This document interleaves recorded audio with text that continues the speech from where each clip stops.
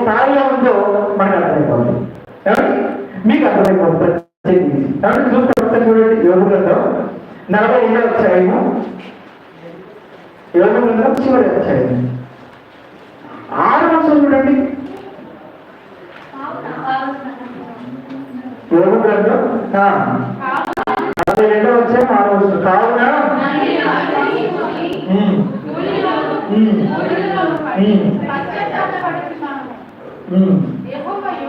ఆయన ఏమంటున్నాడు? కావున నన్ను నేను అసహించుకొని భూమిలోనూ ప్రతి పశ్చాత్తాపడుచున్నాను అన్నాడు. ఎవరి? ఆయన అసహించుకుంటున్నాడట. అంటే ఆయన తిట్టుకుంటున్నాడండి. ఆయన నచ్చడం లేదండి. కొన్ని సందర్భాల్లో మనం కూడా ఏదైనా పొరపాటు చేసినప్పుడు ఏది చూసిన ఎవరు కనపడకపోతే మనం తిట్టుకుంటాం. అసలు ఎదుగుతుంది నేను చెల్లికుంటే బాగుంటుంది. ఇంట్లో ఉన్నారనుకోండి, అద్దం ముందుకు వెళ్ళిపోయి కొంతమంది ఏం చేస్తారు, అద్దోళ్ళు కనిపిస్తాను చూసుకుంటూ తిట్టుకుంటూ ఉంటారు. అసలు ఏ మనిషిగా అలా అనుకుని ఉండాలి, చూసేవాళ్ళు తప్పు జరిగిందో అని అద్దం ముందు ఎవరు రావాలని తిట్టుకుంటూ ఉంటారు. ఇక్కడ కూడా ఎవరిని తను తాను అసహించుకుంటున్నాడు, తను తాను తిట్టుకుంటున్నాడు. అందరూ ఆగకుండా ఏం చేస్తున్నాడు అంటే, ఎవరు ఏం చేస్తున్నాడు? ఆయన ఆ భూమిలోనూ పడిపోయి పడిపోతున్నాడట. అంటే మట్టిలో పడిపోతున్నాడు, అలాగే బూడిదలో పడిపోతున్నాడు, బొల్లుతున్నాడు, పడిపోతున్నాడు. క్షమించు, నన్ను క్షమించు దేవుడుకుంటున్నాడు దేవుణ్ణి. ఏమండి, అసలు ఆయన అసహించుకుంటూ భూమిలో పడిపోయి బూడిదలో పడిపోయి పొడులాడుతూ దేవుణ్ణి వేడుకుంటున్నాడు, దేవుడి పశ్చాత్తాపడుతున్నాడంటే మనకు తెలిసి చాలా పెద్ద తప్పు చేసే ఉంటాడు అనుకుంటున్నాం కదా మనం. చాలా పెద్ద తప్పు చేసి ఉంటాడు. ఈ స్థాయిలో పశ్చాత్తాపడుతున్నాడంటే దాని దగ్గర కూడా తప్పని మనకు అనిపిస్తూ ఉంటుంది. ఆయన ఏం తప్పు చేశాడో చూస్తేనండి మనకు అసలు నిద్రపట్టి తెలుగు రాత్రి. చూడండి ఒకసారి 3వ వచనం మీద ఆయన ఏం తప్పు చేశాడు అక్కడ రాయబడి ఉంటుంది.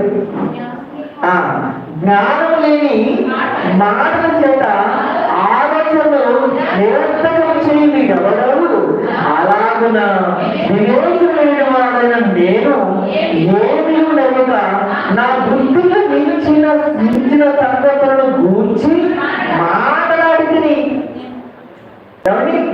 ఆయన బుద్ధికి మించిన మాటలు మాట్లాడాడు అంతేనండి. అంటే ఆయన మాట్లాడాల్సిన మాటల కంటే కొంచెం ఎక్కువ మాట్లాడాడట. ఆయన పరిధికి మించి మాట్లాడేసాడట అంతే. అంటే ఒక మాట ఆయన లిమిట్స్ క్రాస్ చేసి మాట్లాడాడు అంతే. ఆ మాటను బట్టే ఈ స్థాయిలో నుండి యోగు గారు పశ్చాత్తాపడుతున్నాడండి. అంటే ఒక మాట తెలియనందుకు ఇంత బాధపడిపోతున్నాడు, ఇంత పశ్చాత్తాపడుతున్నాడంటే మన జీవితంలో మాటలు ఎన్ని తప్పులు చేస్తున్నాం చెప్పండి, చేతలు ఎన్ని తప్పులు చేస్తున్నాం చెప్పండి. మనం మాటల్లో కానీ చేతల్లో కానీ ఎలా తప్పులు చేస్తున్నాం. ఆ తప్పులను బట్టి మనం ఇంకెంత పశ్చాత్తాపడాలి దేవుని ఎంతో ఒక్కసారి ఆలోచించండి. కానీ మనం పశ్చాత్తాపడతామా? లేదు. అసలు మనం తప్పనే అనుకోవాలి. చిన్న విషయంలోనేనండి దేవుని ఎదురు దోషులు నేను ఉండకూడదని కోరుకుంటున్నానండి. యోగి ఎంత గొప్ప భక్తుడు. ఆయన చిన్న విషయమే మాట నా బుద్ధికి మించి మాట్లాడాను అంతే, నా పరిధికి మించి నోరు పారేస్తున్నాను అంతే. ఆ విషయంలో నేను అసలు దేవునితో పాపంలో మారిపోతున్నాను అని పశ్చాత్తాపడిపోతున్నాడండి. ఎవరి చిన్న విషయంలో కూడా యథార్థంగా ఒప్పుకొని పశ్చాత్తాపడినటువంటి యోగు మనకు కనబడతాడు ఇక్కడ. అందుకే ఆయన జీవితం మన క్యారెక్టర్ నచ్చింది దేవుడికి. దేవుడు ఏం చేశాడు తెలుసండి? ఆయన క్యారెక్టర్ చూసినటువంటి దేవుడు చిన్న విషయంలో ఇంత పశ్చాత్తాపడుతున్నటువంటి యోగు చాలా పెద్దవాడయ్యా, నువ్వు చాలా పెద్దవాడయ్యా. అందుకే నీకు ఇంతకుముందు ఎంత ఉందో అంతకు రెట్టింపు ఇస్తాను. నీకు ముందు ఎంతైతే ఉందో అంతకు రెట్టింపు పట్టుకున్నాడండి దేవుడి చేత.